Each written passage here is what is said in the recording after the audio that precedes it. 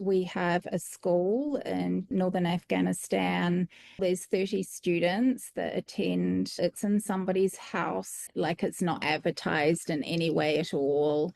We have 2 teachers, they're sisters. We pay rent for the house. We pay the teachers' salaries, and we provide all the school books for the girls.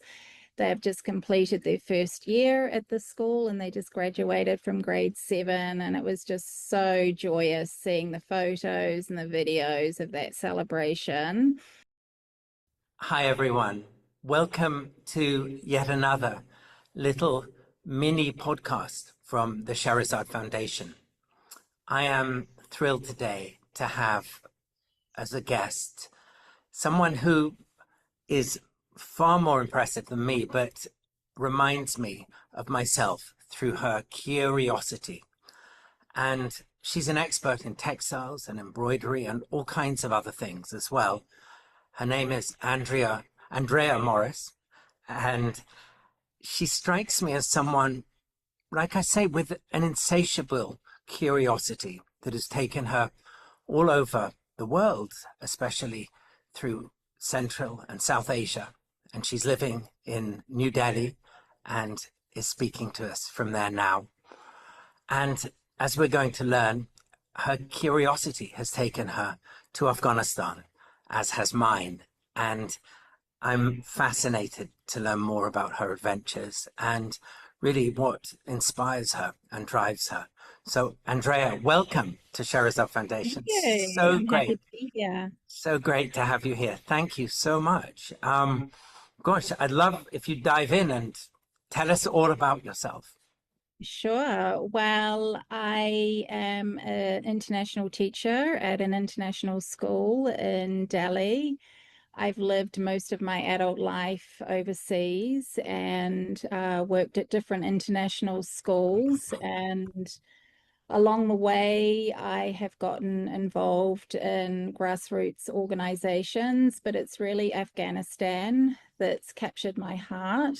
And that relationship started around 40 years ago when I was at Teachers College in New Zealand. And as part of my course, I was introduced to an Afghan family, and I taught English to their children, and that relationship just continued throughout the years. And then more recently, in 2016, I was introduced to an Afghan man who was studying at Osaka University in Japan.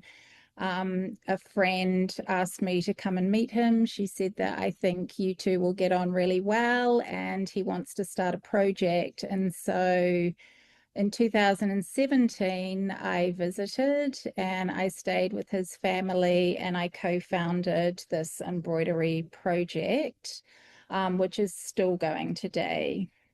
Amazing. Can I ask, what were your first impressions of Afghanistan? Was it as you imagined, or was it just, completely, left of field, completely different? Well, the flight was a little chaotic. I remember that, but I remember looking out the window and just seeing the beautiful mountain range, which is really, really impressive. So I think that was my first memorable experience of Afghanistan. But of course, staying with Abdul and his family was very special because I wasn't there as a tourist. I wasn't staying in a hotel. I was actually staying with an Afghan family, and I was totally embraced by them, shown every courtesy under the sun. And it was just a really special experience.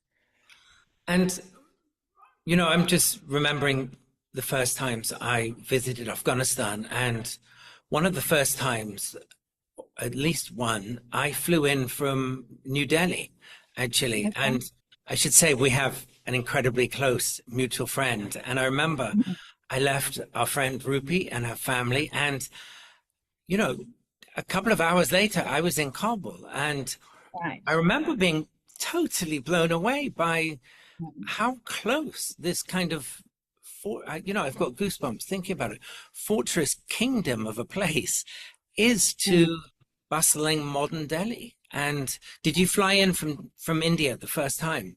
No, at that stage, I was living, I think I was in Egypt at that point, but I remember going to Dubai. I came from Dubai for that Right. flight.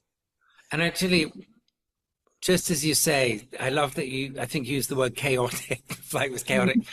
I've had nothing but chaotic flights to Afghanistan, in and out. And even once, I was even in the plane. We have been making a documentary, and I was in the plane, and we were just about to take off, and then the plane stopped, and we were all grabbed and taken out of the plane. And, Mhm. you know, it kind of goes with the territory, but in Right. some ways, it makes it all the more amazing. Don't you Yes. think? And just the arrival at Kabul and airport, that was also not what I was expecting because my friend had said to me, do not go outside, whatever you do.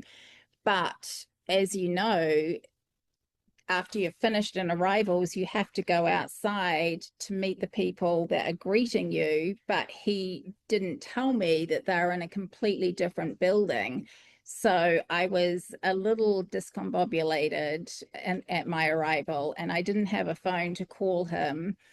And I approached, I'm pretty sure they were a couple of security contractors, some big burly Australian guys, and I asked if I could borrow their phone. I think they thought I was completely mad because they said the VIP section is over there. And I said, well, I'm not VIP. So anyway, eventually I found my way. But yeah, I was not expecting that when I arrived at the airport. There's something that I'm getting flashes of, hearing your experiences, and it's something that is so indescribably Afghan, and it's not Indian, and it's not Moroccan. I'm talking from Mhm. Casablanca, Morocco, and it's this. It's protection. Um, Right. in Afghanistan, someone would say to you, "You are under my protection." Yes. I'm covered in goosebumps just thinking of this because this is a sort of medieval way of behaving. Someone will say, and they've said to me, as they've said to you, you are under our protection. You Yes. are staying with my family. You are part of my family. They Hmm. don't say it just as an empty gesture, like help Right. yourself to anything in the fridge. Yes. They Right. mean that the entire family would, lay down their lives for you. And do you know what I Oh, mean? This is completely.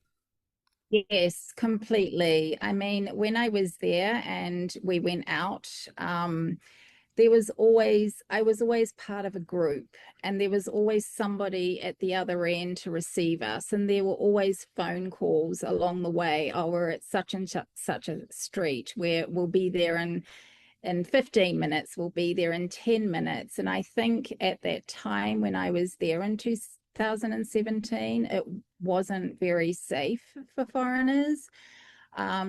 So the cousins and my friend Abdul were very, very protective. And in fact, when we went to the market to buy the fabric for the embroidery project, I wasn't allowed out of the car. I had to stay in the car with one of the cousins while, it's Abdul went and bought the fabric.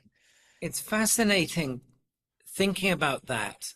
And it's obviously it's not just you as a woman, as a foreign Mm. woman, but it's all women, especially in Afghanistan, Yes. are especially protected and often Yes, spend a lot of time at home. And I'm guessing the burqa, the veil, probably comes from absolutely. a need to protect. But at the same Yes. time, there's you know, this kind of crazed crazed other side of it, under Taliban Afghanistan, which is um, not protecting women, doing the opposite. Right. Well, another memorable experience I had was on the first day that I met the ladies from this embroidery project, and they all came together in a group, about 10 or 15 of them.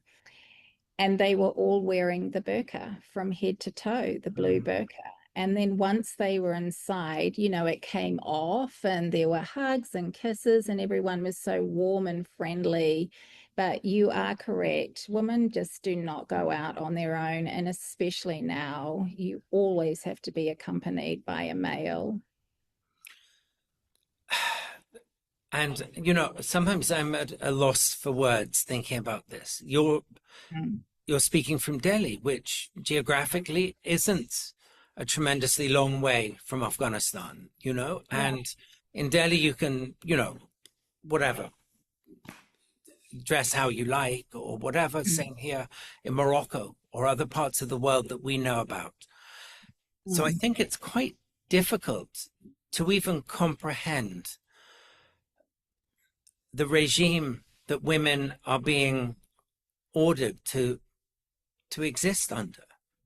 Yes, Obviously, it definitely. doesn't make sense at any level, but um, how as a woman, or as a human, how did that make you feel when you were, you know, when you were spending time there in Afghanistan?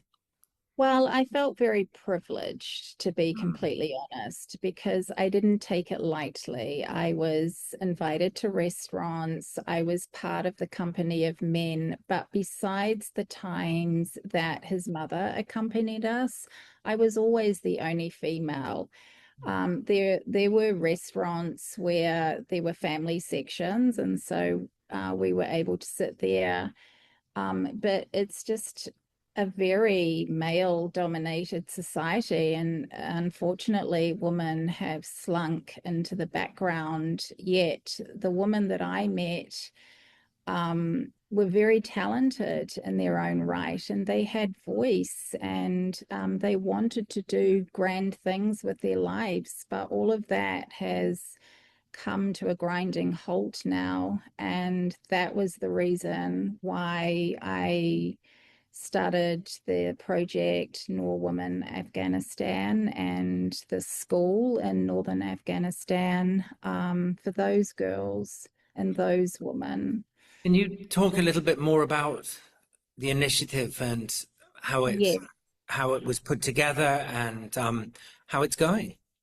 Right, sure. Well, I'm very passionate about education because I'm a teacher, and I'm passionate about Afghanistan and the rights for women. And I was introduced to an Afghan woman in New Zealand. And so the two of us set up a charitable trust, and we have a school in northern Afghanistan.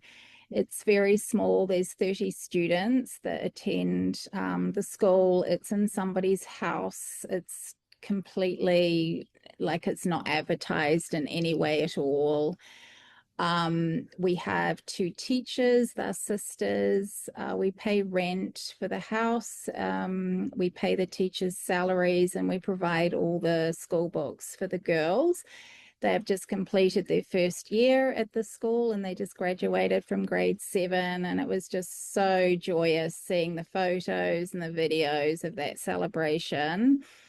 Most of them come from very sad backgrounds where maybe there's no father, which means that there's no money coming in, or perhaps there is a father, but work is so hard to get.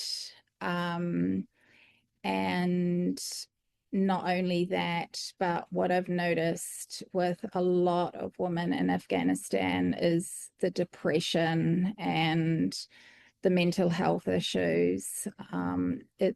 Yeah, it's very sad. So we're hoping through this school that we can give some light to some of these girls. They're following the Afghan national curriculum. We're documenting their exams. We're giving them certificates. So in the future, if the government changes or if they can go abroad, they'll have their education grade 7 to grade 12. Amazing. Do you feel that um, do you feel because Afghanistan, as we're talking right now, is, so ruthless against education for women, Do you feel that Mm. they that they really grasp what a it's kind of like a magic tool or a magic wand, education. Mm. It not only opens doors, but helps with self-esteem and, Definitely. just as you say, mental health as much as anything Yes. else. Well, there was a Afghan family that was returning from Iran and just very recently, and the grandmother came to the house. She had heard about the school and she spoke to the teacher and she said, I want my granddaughters to be admitted into the school. They have to come. And the teacher said, I'm very, very sorry, but we just don't have any more space. We can't admit any more students. And so she said, if you don't admit them, I'm going to curse you. I'm going to curse the school and I'm going to curse the sponsors that fund it. So they were admitted into the school. And the next week, the whole family came, the grandmother, the mother, the father, and they all thanked our teachers profusely, kissed their hands, got down on their knees. I mean, they were just so appreciative. That reminds me of Morocco, because here in Mm. Morocco, putting curses on people is, Right. I'm not going to say it's a national pastime, but it's something that has been known to happen. Um, Mm. Tell me about the textiles and your love of textiles Mm. and your, your background in textiles and embroidery and so on. Well, I am a collector of textiles, and that started from when I lived in Myanmar. So I used to collect a lot of textiles from Myanmar, and then just over the years, collected them from various places that I've lived in. I have pieces from Yemen. I have lots of textiles from India, um, pieces from Egypt. So it seemed like a natural segue into setting up this embroidery project in Afghanistan. And at first, when the women started, they were doing very cutesy kind of embroidery, which I wasn't really interested. So I started doing research on Afghan embroidery and I sent pictures and I asked for them to produce that kind of embroidery. And of course, they're highly skilled. They all know it. It's all passed down from mother to daughter. It's an opportunity to sit around and be social because, as you stated before, not many women are able to go out. But this is a very safe environment for them. So it's an opportunity to gossip. They love to gossip and chat and catch up on each other's families. And so for me to be a part of that was really quite an incredible experience.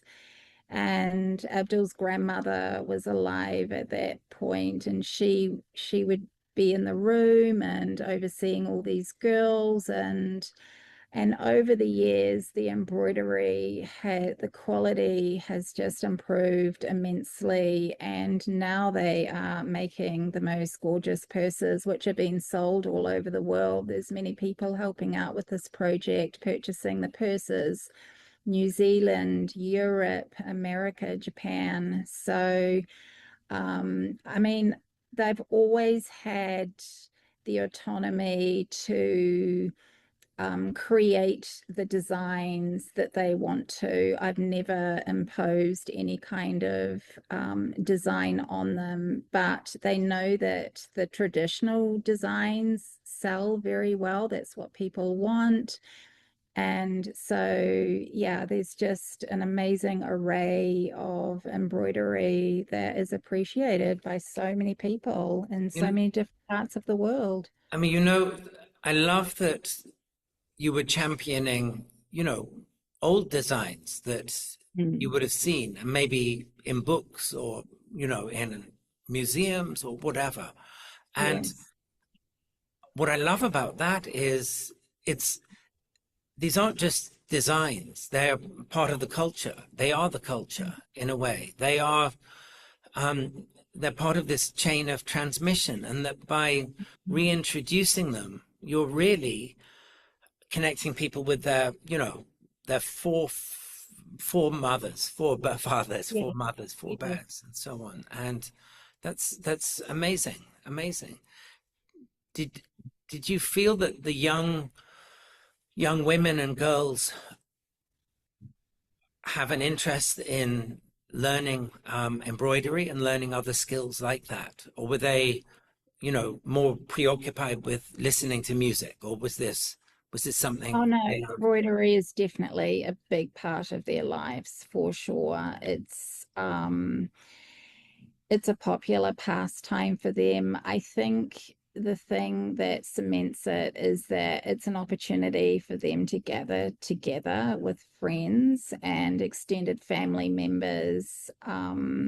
So besides the weddings and, the events that Afghans get together for, this is a very safe environment for them. And for this group of women, it actually earns them good money because they're being sold all around the world. And in fact, some of these women are actually breadwinners for their family. That's wonderful.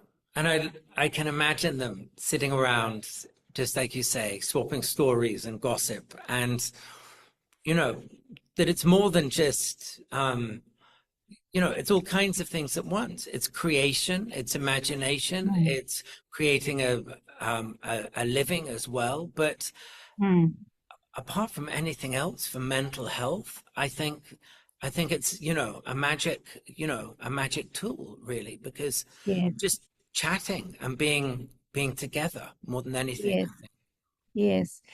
And at first, I thought some of the color, I mean, this is my Western mind. I thought some of the colors were strange combinations that they chose, but after a while, I just accepted it, because that's what makes it so Afghan. And it's surprising when you show this embroidery to other people what they choose. I mean, things that I might personally like are different to other people. So now I just go with whatever they produce. As I said, I'm not too keen on the cutesy stuff. I prefer the traditional designs, but yeah, it's always beautiful. It's improving all the time, and yeah. And if someone wants to look up the initiative, how do they do that? It's Oh, online, we're on Instagram, Noor Women, Afghanistan. and Hmm. it's we'll post the name, but it's Noor, Noor. Yes, Noor for light. I chose the word Noor because I wanted there to be light on the project and hope. Wonderful. No, it's Mm. certainly giving hope. Really, thank you so much, Andrea Morris. Thank you, thank you, thank you so much, Welcome. and we're thrilled to have you with us. Thank you. Thank you. Thank you for your time, Tahir.